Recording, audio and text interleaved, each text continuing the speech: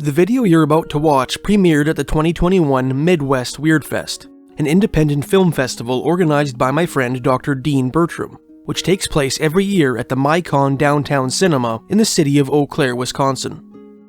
This is the first video of mine that is ever played on the big screen, and I'd like to thank Dean for that very exciting opportunity. To learn more about Dean's festival, please head to MidwestWeirdfest.com. The script for the video you're about to watch is an abridged version of the first chapter of my book, Mysteries of Canada Volume 1. To get yourself a copy of that book, please check out the link in the description. Without further ado, here is Second Sight in Northern Canada. Enjoy.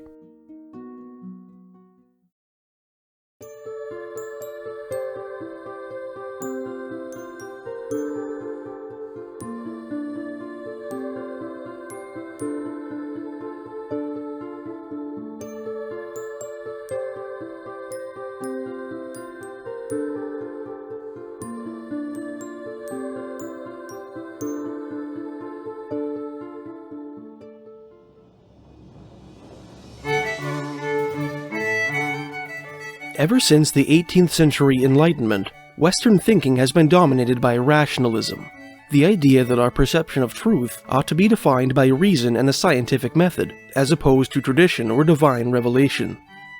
This way of thinking has benefited mankind enormously, in a material sense at least, having paved the way for technological advancements which have allowed us to work more efficiently, explore the world and beyond, and enjoy a better quality of life than our ancestors could even dream of. For all the good it has done us, rationalism is not without its shortcomings.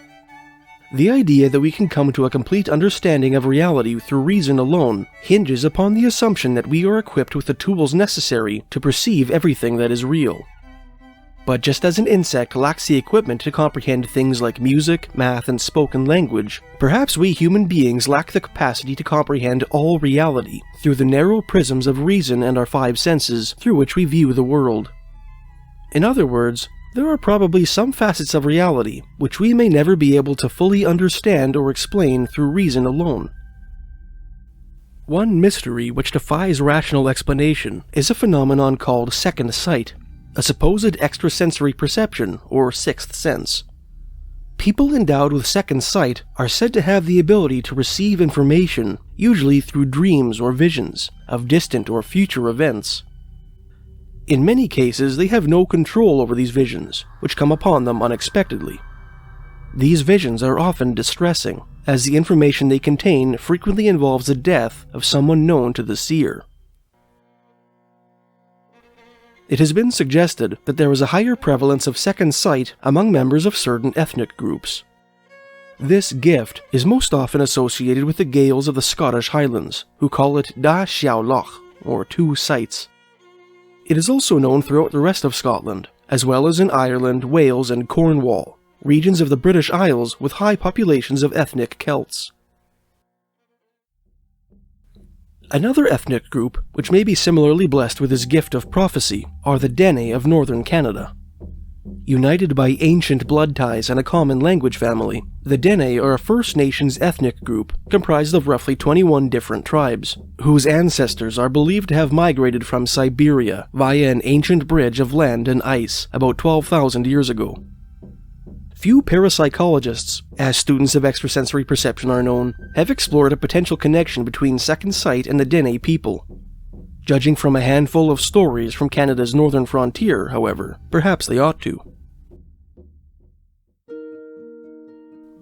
One of the first northerners to write about second sight among the Dene was a Canadian frontiersman named Poole, a former Northwest Mounted Police officer who served during the Klondike Gold Rush.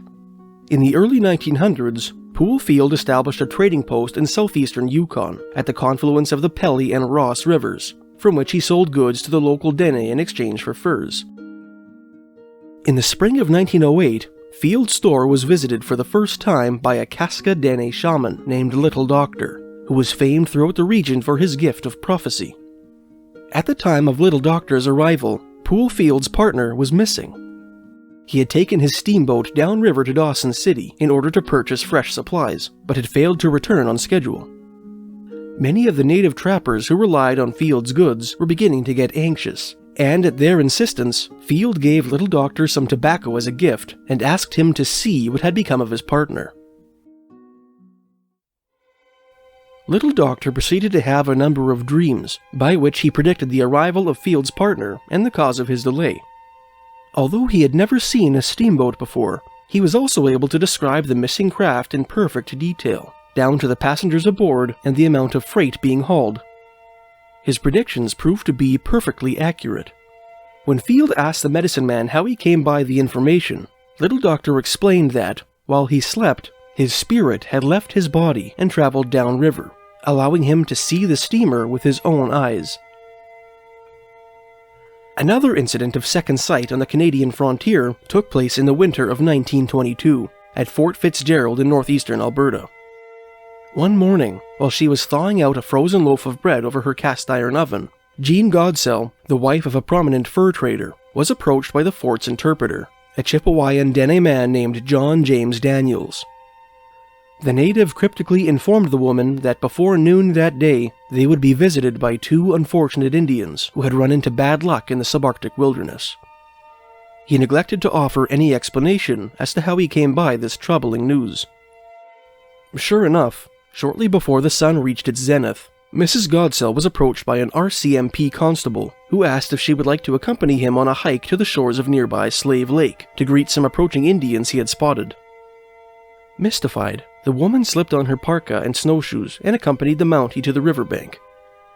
There, in the distance, she saw the serpentine figure of a dog team heading towards them, mushing over the frozen river ice.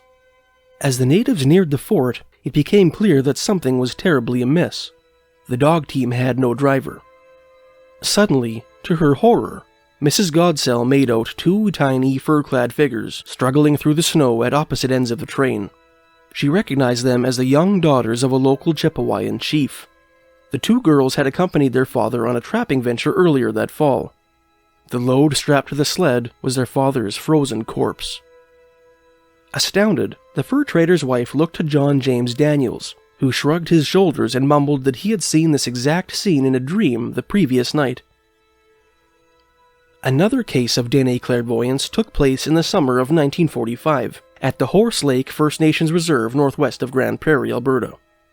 One night, a Beaver Dene widow dreamt that she was in a canoe on a river in the middle of the wilderness. The man paddling the canoe was a guide whom her late husband had known in life. Guiding the paddler was the ghost of her husband, who had drowned in the Wapiti River many years earlier. After a day on the river and a night under the stars, her husband's spirit led her to a particular section of riverbank. There, near the shore, sprawled a human corpse. The woman's husband then took her to the opposite shore, where another body lay entangled in a pile of driftwood. The dream reminded the woman of an incident which took place about a month earlier, near the headwaters of the Wapiti River in the British Columbian Rockies. Two Dene trappers named Archie Belcourt and Josie Latan had been tasked with guiding a survey party through the area.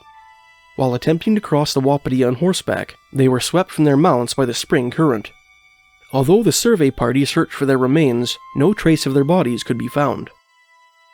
The Beaver woman suspected that the spirit of her late husband had led her to the bodies of Belcourt and Latan. After securing the assistance of the paddler from her dream, she headed to the site of the drowning and paddled downriver.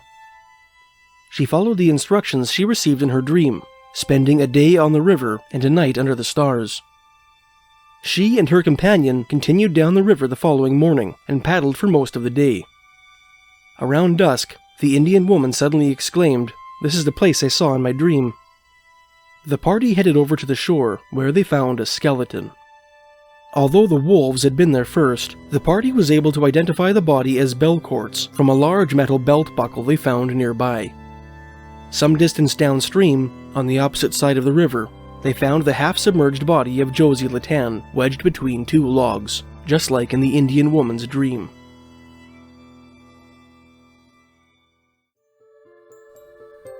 From the journals of Robert Campbell, a 19th century explorer whose Dene guide foresaw the events that would take place during a future journey up the Pelly River, to the tale of Sean Kelly, a Dene medicine man from Fort Churchill, Manitoba, who correctly predicted that a priest aboard an inbound supply ship had drowned in Hudson Bay, Northern Canadian literature is replete with stories affirming the uncanny clairvoyance with which many Dene seem to be endowed. Whether attributable to outrageous coincidence or to some mysterious genetic trait, the mechanism of which eludes our understanding, these incidents bear testament to the mantle of mystery and romance that enshrouds the land of the midnight sun, and to the ancient notion, so foreign to the rationalistic philosophy that dominates modern thought, that there might be more to reality than meets the eye.